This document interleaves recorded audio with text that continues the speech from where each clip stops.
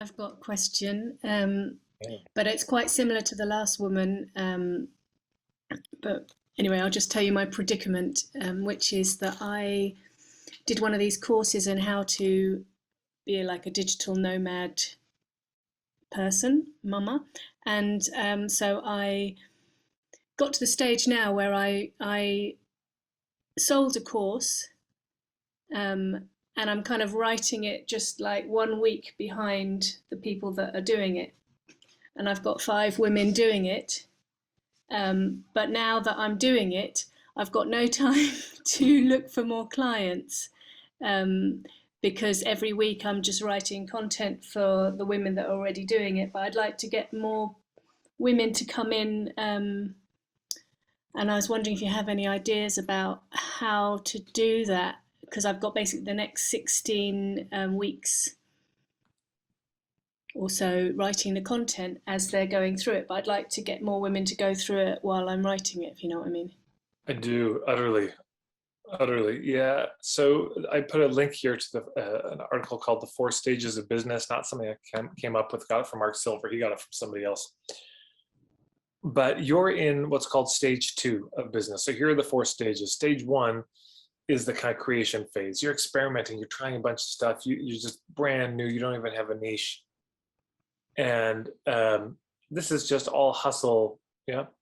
Stage two is you're starting to narrow down. You've got a bit of a niche that's growing, and maybe you have a little bit of part-time help, but it's your cash flow is like this for exactly the reason you're saying. You put a bunch of effort in to get clients, you get the clients, but now you don't have the time to get more clients. So then there's a bit of a lull where it's like, oh shit, I guess then now I got to hustle really hard to get clients. I got clients, and now I'm really busy again.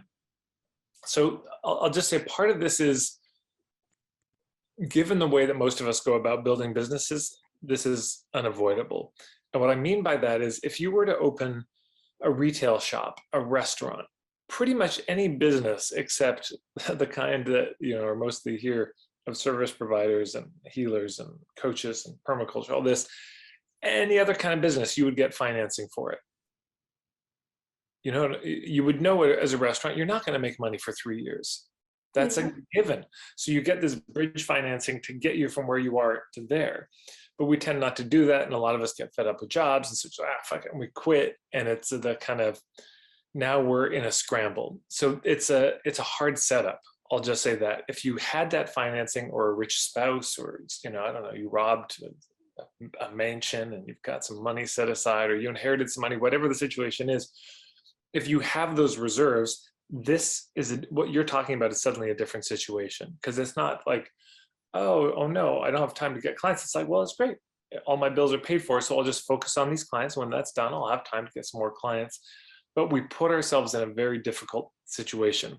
So that's the initial blunder. This is the initial error that we often have.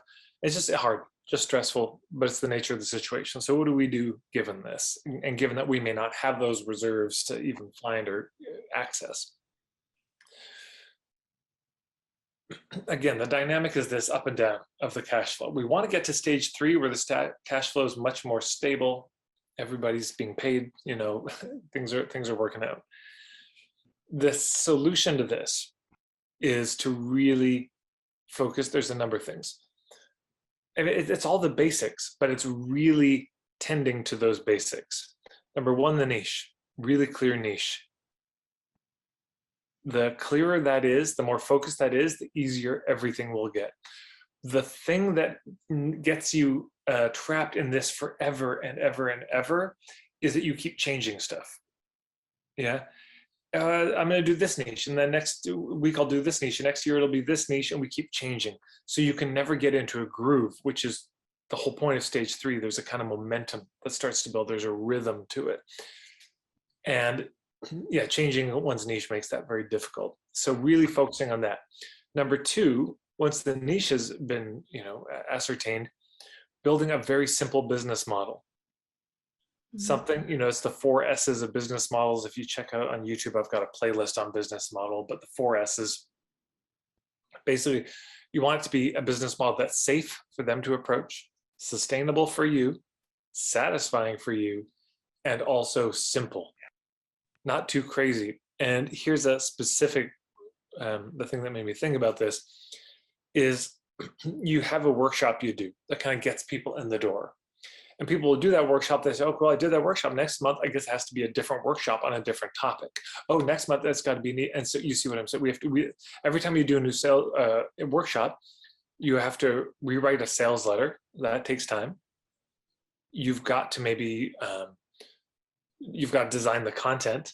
And the first one's going to be rough because it always is. And so you're just leading a bunch of workshops that are kind of rough, and you're generally getting better at facilitating. Generally, you're getting better at workshop design, but everything's a first time. This is a recipe for hell for a new business. So instead, you have one workshop and you do that workshop over and over again. There's a woman in my mentorship program who's a homeopath, and she specialized in autoimmune conditions. And I said, well, have you ever done a workshop on autoimmune conditions? And she said, no.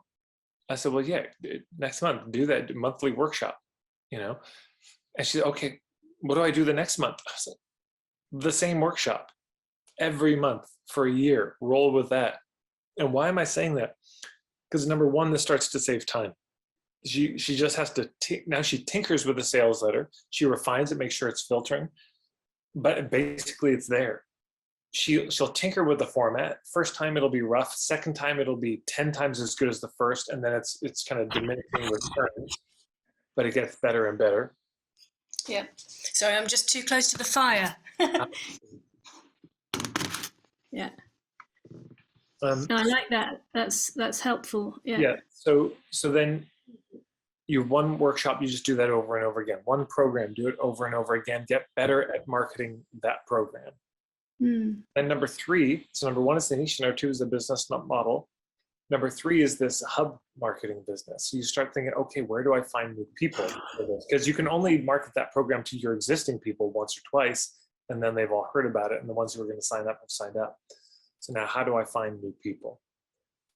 Now, if you need to do 3 workshops, that's great. I mean, I've got 4 workshops I do every year, and it's the same 4 workshops every year. January, so first quarter, it's the meantime. Second quarter, it's the marketing for hippies 101. Third quarter, it's point of view marketing. Fourth quarter, it's the hub marketing, which I'm just in the middle of now.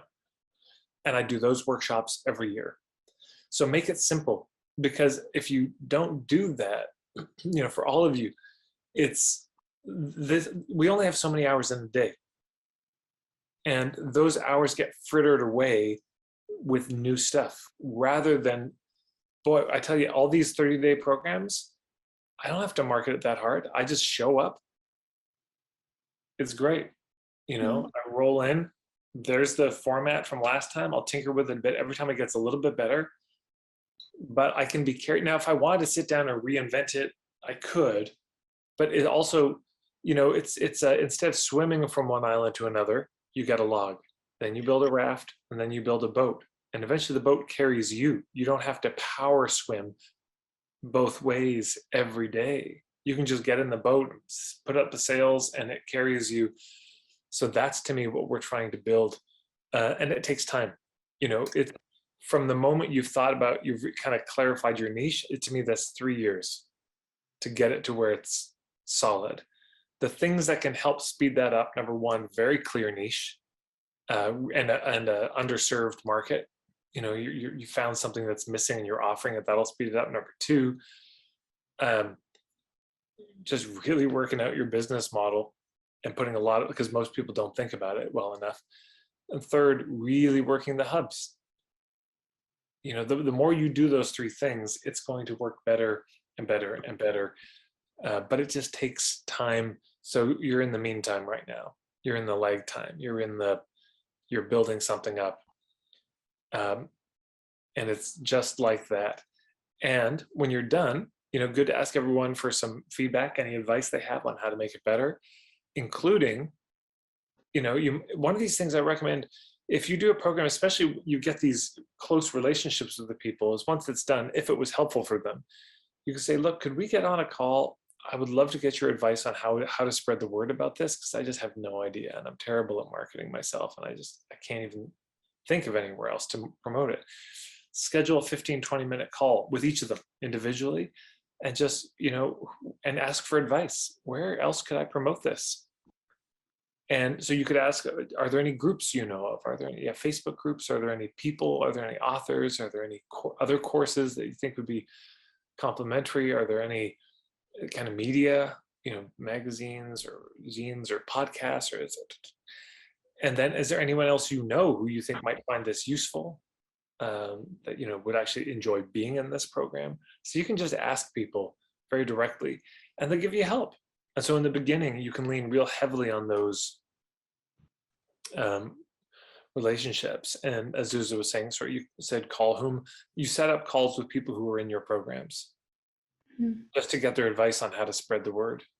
So it's not a call to say, would you refer somebody, though that can be a part of the conversation, but it's a genuine call to say, what I do, you've experienced it now. Where do I share this? How do I get more people in? What are your thoughts?